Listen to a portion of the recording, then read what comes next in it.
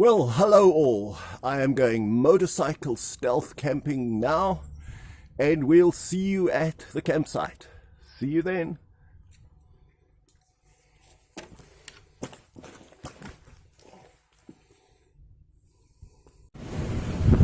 Well, I have just motorbiked from those mountains over there all the way around. And this is Clarence Drive, one of the most beautiful places and drives in South Africa. Look at those beautiful mountains too. Wow, wow, wow, wow, wow. Do things get any more beautiful than this? I bought some lunch, some yellowtail and chips. Look at that. There's the motorbike, here's the bag.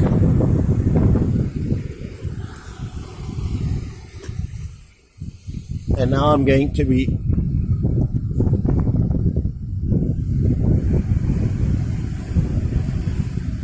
stealth camping it. This is not exactly slumming it.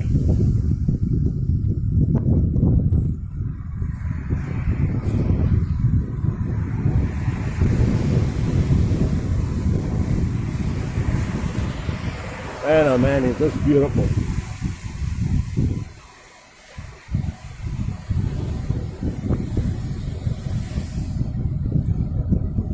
This yellowtail is so delicious.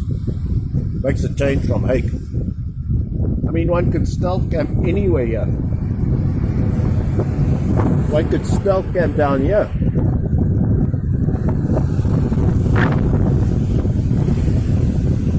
And there are so many little riverbeds where one could so easily just park your sleeping bag for the night.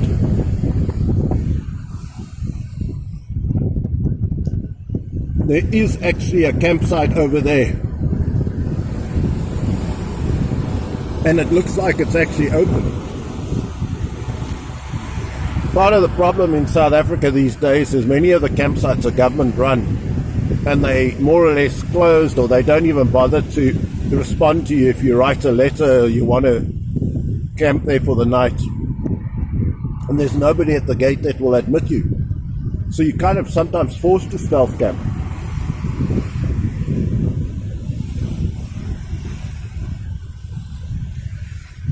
But this is truly delightful.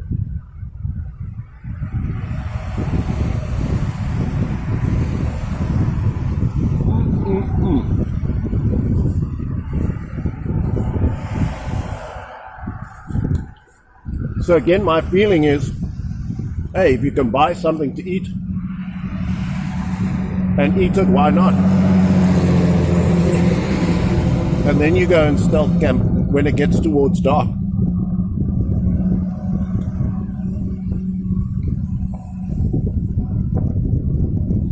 So there's a little fish and chip shop at the base of Clarence Drive in Gordons Bay. I always try and make a point of stopping there because their fish and chips is just so lovely. I'm going to save some for tonight.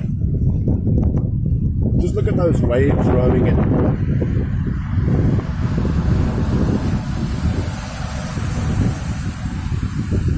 This is such a dangerous beach.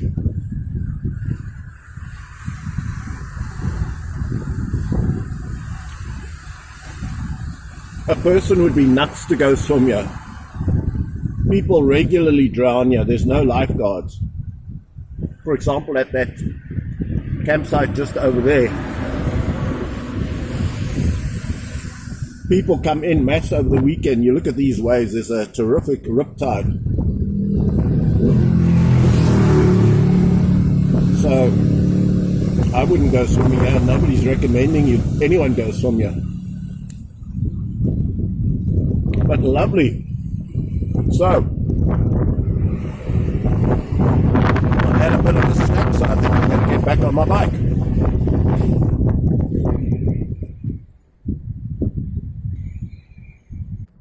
Wow, wow, wow. Just look at that rainbow. Just look at it. It's just so beautiful. Whee!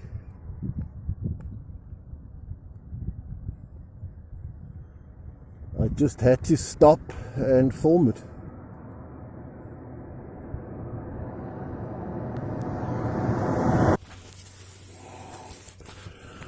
Well, darkness caught up with us, so we are sleeping here by Albertinia. Here is my sleeping bag setup. There's our supper, well, leftover lunch. There's the bag. Here's I'm going to blow up my cushion. It's dark, so there's not much I can show you except here's my motorbike. There is a little road next to this here, so I was able to pull off the main road,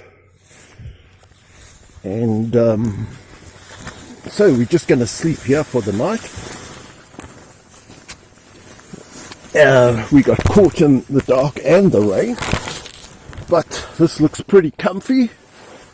I'm just going to blow up this pillow, eat some supper, yeah, and then hopefully we'll have a reasonable night's sleep, and then we're off tomorrow to Mossel Bay, Hartenbos, and then to another place where we're hoping to camp. So we'll show you that. So this is it for the night. Very primitive, but we hope it'll do.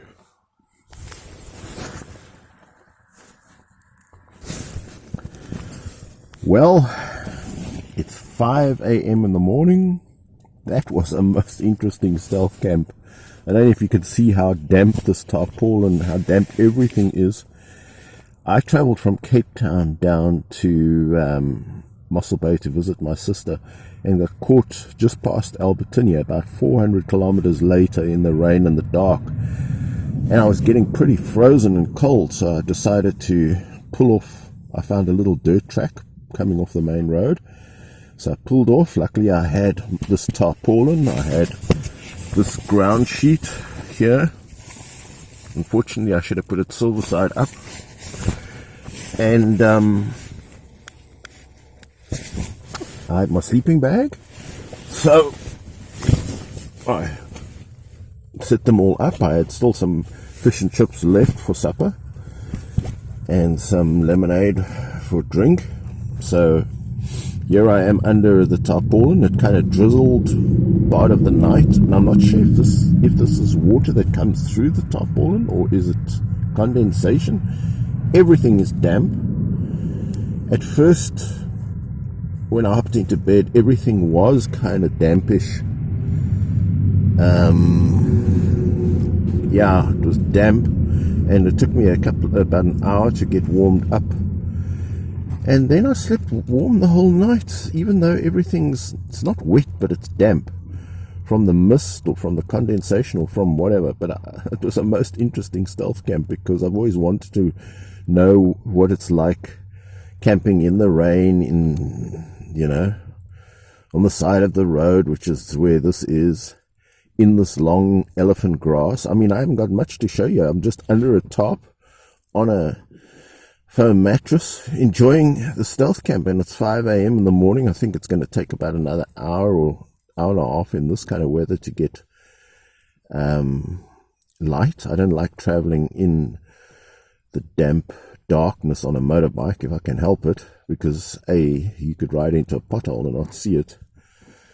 So yeah, it's been a most interesting evening, and luckily I had just enough clothing to stay relatively warm. I had a t-shirt, shirt, then I had a thinnish jacket, and I'd been riding in that all day feeling quite cold, and then I put on my Macintosh, this waterproof thin little Mac, when I saw the rainbow, which I showed you.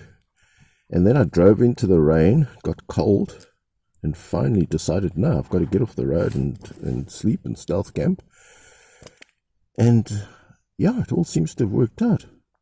So I guess conditions get hardly worse than this unless it poured down with rain, and I don't think it'd make any difference. I'm still under the tarp.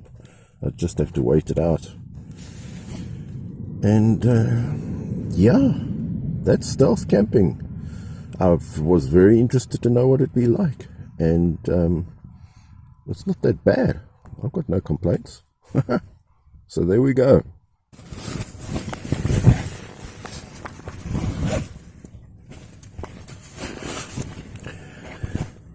Over the last few stealth camps, I've been talking about eternal citizenship. I consider myself to be an eternal citizen, or a citizen of the kingdom. And my dear wife of 46 years marriage died a month ago from strokes and COVID, and I buried her just 2 weeks ago. And I spoke at her funeral about the thief in the cross. She also was an eternal citizen, like me. So I would like to just talk about how one becomes an eternal citizen, a citizen of God's eternal kingdom. So I talked about the thief on the cross. Now, Christ had been beaten almost beyond recognition into a pulp, and Satan, I believe, had tried to kill him so that he wouldn't even make it to the cross. And he makes it to the cross and he dies 6 hours later. So that's how badly Christ was beaten. And on his one side is a thief who's saying, yeah, if you're the Christ, come off the cross and save yourself and save us. And on the other side of the cross, of Christ's cross, is another thief. And he's saying, have you no reverential fear, seeing as you're in the situation where you're about to die? We deserve our punishment, but this man has done nothing. And then he says to Christ, remember me when you come into your kingdom. And Christ says, so now if I consider that to this thief on the cross, he's rebuking the other thief. And he's saying we deserve what we've done. And it's true. I mean, we all have sinned. Not just the thief who, let's face it, they say he was a thief, but he obviously did something more drastic that warranted his crucifixion. So he's a sinner. And he's acknowledging his sin. So that's the first step, I believe, to eternal citizenry, is to acknowledge that one is a sinner. And it's not, you don't have to be a thief and have done something worthy of crucifixion to know that you're a sinner. It's a big subject, and I don't really want to go on to it. There's so many people who cannot see their own sins. But then, let's see how he becomes, in this worst day of the thief's life, it turns into his best day, because after he says to the other thief that we all deserve what we get, he then says to Christ, remember me when you come into your kingdom. And Christ says to him, verily I say to you, this day you will be with me in paradise. So the thief on the cross is inaugurated into Christ's eternal kingdom there, right on the spot. And this is Christ judging this man on the spot there. Christ has judged him worthy of paradise. So he's become, in these few sentences, he's become an eternal citizen. So let's have a look at what he exactly did. He acknowledged his faults. He recognized Christ as the Messiah. He recognized that Christ had a kingdom that was of a later world after death. I'm just seeing something crawling around here. Don't know what it is. And then he says that he wants a part of it. So he has great faith that Christ has the ability, even though Christ is forsaken, beaten. He said, my God, why have you forsaken me? He can't perform any miracles. Yet, in this very hour, the thief has the faith to believe in Christ and to desire the eternal kingdom. And Christ recognizes this, and he's comforted by the words of the thief. He's even reminded that he is a king, and he is coming into his kingdom. And he says, yes, you will have a part of my kingdom. So let's look at what the thief actually did. He acknowledged his faults.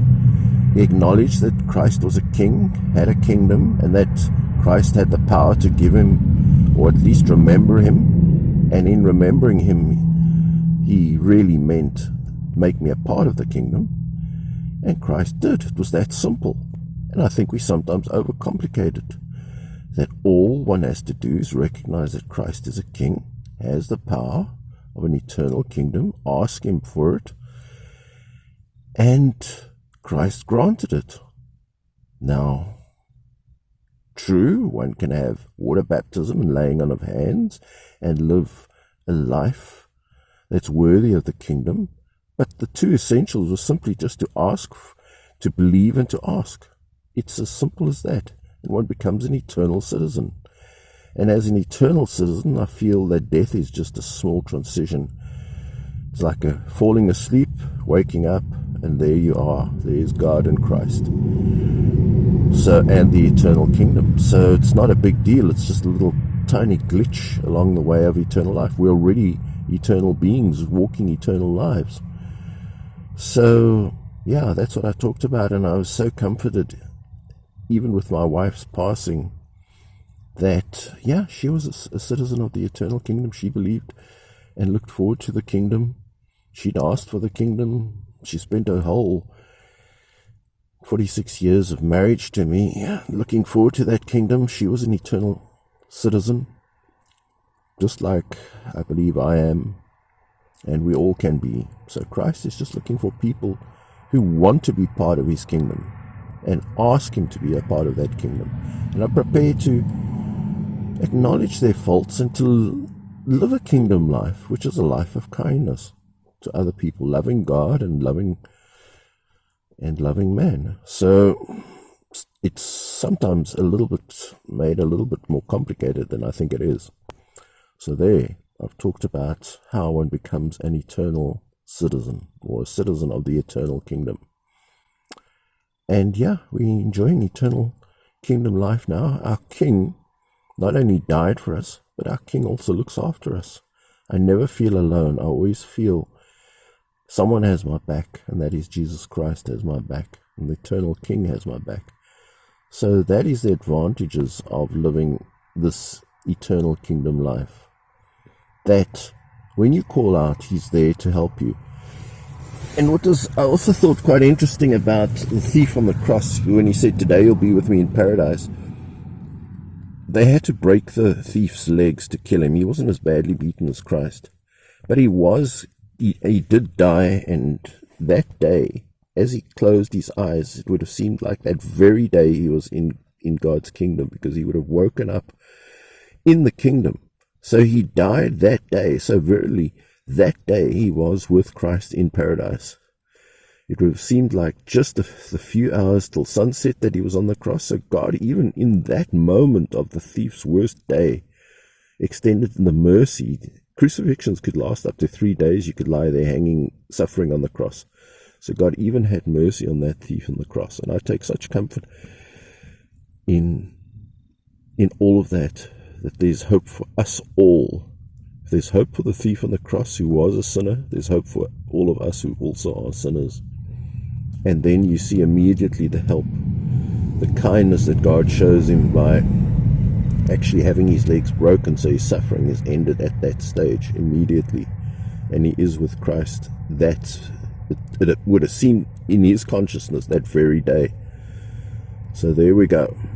Now, in the time that I was talking to you, the mist, the drizzle has completely disappeared. There's a beautiful starry sky now above me. You can see all this elephant grass behind me.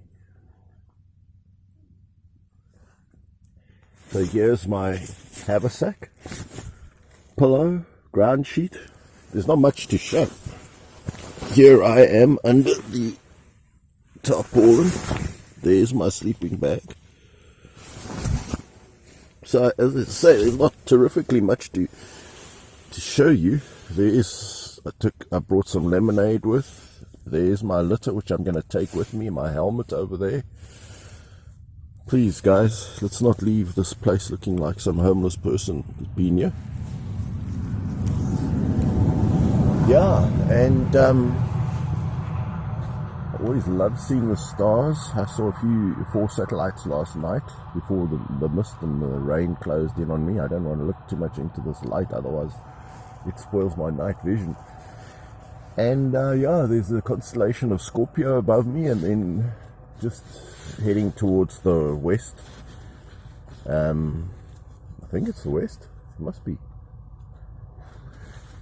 Is the Southern Cross, just over here. Scorpio is directly above me, and then the Southern Cross and all the beautiful Milky Way. So yeah, I always love my friends, the constellations, the stars. They always give me such comfort. And you can hear the traffic coming by during the night. That didn't bother me at all. So I actually slept quite well last night. I must have slept at least 6, 7, 8 hours. I don't remember, and I was pretty warm, even though everything is damp. Yeah, so I guess that's as bad as stealth camping gets, unless it started pouring with rain, and it wasn't bad. I think next time I might bring another. I had the space in my haversack. I could have brought another warm coat, so I think that's the one thing I would definitely do, so that if it rained hard, it would take much longer for the rain to get through both waterproof jackets. So I was fortunate. There's bugs walking around that I'm just flicking away here. Yeah, but that's as bad as it gets, and it wasn't bad at all. It was great. So we're going to be on the road. As soon as it gets light, I can see it starting to think about getting light, but it's still going to be about at least an hour. So I'll show you the road, I guess, when I get back on it. Well, here is where we slept, in this beautiful long thatch elephant grass. Here's my motorbike all packed up and ready to go. There's the mountains in the distance. Here's the little dirt road that I pulled off on, and here's the main road. You hear all the traffic coming past. So we're not far from the main road. Yeah, and it's getting towards dawn, so it's light enough to drive. So we're going to head on to the road.